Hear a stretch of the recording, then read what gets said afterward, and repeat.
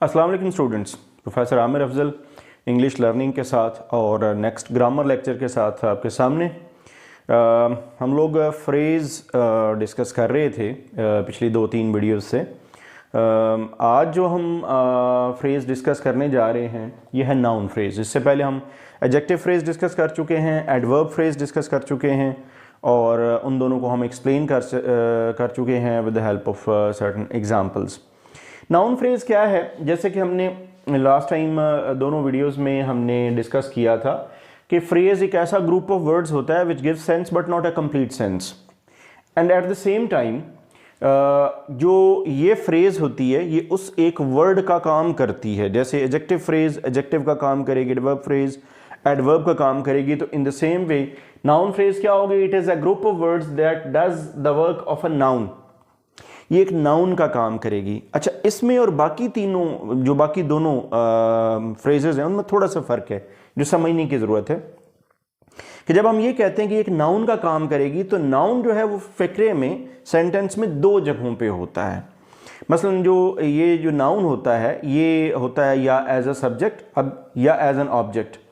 आपका जो इंग्लिश का सेंटेंस है उसमें सब्जेक्ट और ऑब्जेक्ट दोनों या नाउन होते हैं या प्रोनाउन होते हैं, यानी या वो नाउन होगा या उसको रिप्लेस करने वाला कोई और लफ्ज़ होगा, कोई प्रोनाउन होगा।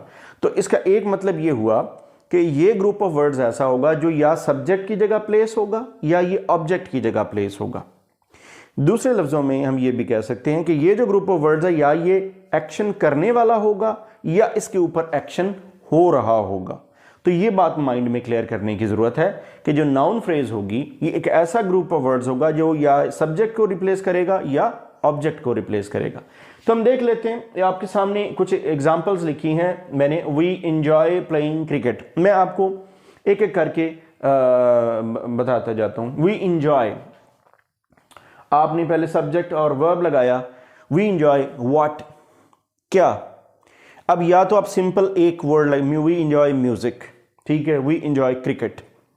अगर तो एक लफ्ज लगाएंगे तो वो नाउन होगा, लेकिन अगर एक ग्रुप ऑफ वर्ड्स है और वो काम वही करेगा जो उस ग्रुप ऑफ वर्ड जो उस एक लफ्ज ने किया था, तो फिर it would be taken as noun phrase. जैसे वी इंजॉय प्लेइंग क्रिकेट, यहां प्लेइंग क्रिकेट जो है वो नाउन फ्रेज होगा।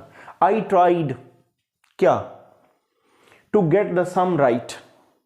आई ट्राइड वर्ब के बाद जो अगला हिस्सा है वो एज एन ऑब्जेक्ट या एज अ नाउन आएगा, to get the sum right. He refuses what, to answer the questions, to answer the questions. I should hate what, to do such a thing, to do such a thing जो है ये आपकी noun phrase है। To write such rubbish is disgraceful, ठीक है। अब इसमें disgraceful है कोई काम या कोई चीज़ डिसग्रेसफुल है, इसमें अगला हिस्सा जो है वो वैसे ही रहेगा, इसका जो पहला हिस्सा होगा वो आपका नाउन फ्रेज बनेगा। To write such rubbish is disgraceful. पूरा सेंटेंस पढ़ें तो सेंस ये बताती है कि जो पहले वाला हिस्सा है यानी एज सब्जेक्ट जो हमने लगाया है वो एज नाउन फ्रेज यूज होगा यहाँ पे। He denies what, he denies stealing the money, तो स्टीलिंग द मनी जो है वो नाउन फ्रेज है। You are doing such a thing surprises me, surprises me जो है ये यानी वर्ब और ऑब्जेक्ट आपका लगा हुआ है, सब्जेक्ट की जगह you are doing such a thing, ये वाला जो फ्रेज है ये नाउन फ्रेज का काम करेगी। तो आपने ये तकरीबन आपने देखा इन 6-7 सेंटेंसेस में कि जो हर एक सेंटेंस के अंदर जो नाउन फ्रेज है वो एक ऐसा ग्रुप ऑफ वर्ड्स है जो नाउन का काम कर रहा है। यानी सेंटेंस के अंदर क्लियर कर लें या ये सब्जेक्ट को रिप्लेस करेगा या ये ऑब्जेक्ट को रिप्लेस करता हुआ नजर आता है, और ये काम क्या करता है? एक नाउन का। ओके, अब मैंने एक छोटी सी एक्सरसाइज रखी है, जस्ट 5 सेंटेंसेस। इसमें मैंने कुछ ब्लैंक्स रखी हैं जो आपको थोड़ा और क्लियर करेंगी। आई वॉन्ट, अब हमने इसको फिल करना है with the help of certain noun phrase. I want, अगर तो आप सिर्फ एक लफ्ज लगाएंगे ना, I want chocolates, I want rest, I want sleep, तो ये सिर्फ एक नाउन है। लेकिन हमने क्योंकि फ्रेज लगानी, I want to take rest, I want to go there, I want to go home, I want to take, I want to play cricket, तो जो आई वॉन्ट के अगला हिस्सा है ये सारा नाउन फ्रेज आएगा। Dash delights me, it delights me अगर लगाएंगे, और behaviour delights me, music delights me, eating delights me, तो ये नाउन है सिर्फ।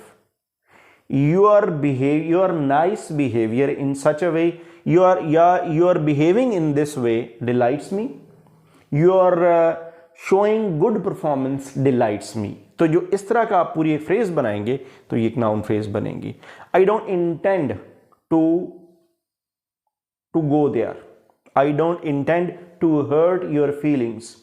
तो ये जो मैं अगला हिस्सा लगा रहा हूं ये आपकी नाउन फ्रेज है। He wishes to become an officer, he wishes to pass the exams, he wishes not to hurt anyone। cats like to play in the sun, cats like to take rest under the shade। तो ये जो मैं आपके सामने sentences बोल रहा हूँ blanks को फिल करते हुए, तो ये जो सेंटेंसेस हैं ये नाउन फ्रेज का काम कर रहे हैं। सो ऑल इन ऑल अब मैं अगर इसको सम अप करूँ नाउन फ्रेज को, तो ये एक ऐसा ग्रुप ऑफ वर्ड्स है जो नाउन को रिप्लेस करता है और ये सब्जेक्ट और ऑब्जेक्ट का काम करता है सेंटेंस के अंदर। और सबसे बढ़कर ये कि ये एक आप कह लें कि ये इनफैक्ट दो चीज़ों का काम करता है, ये आपके प्रोनाउन को और नाउन दोनों को रिप्लेस करके तो ये नाउन का काम करता है। इस एक वीडियो में हमने सिर्फ नाउन फ्रेज स्टडी किया है। नेक्स्ट वीडियो के साथ इंशाल्लाह दोबारा आपकी खिदमत में हाजिर होऊंगा। इस वीडियो में सिर्फ इतना ही। Thanks for watching.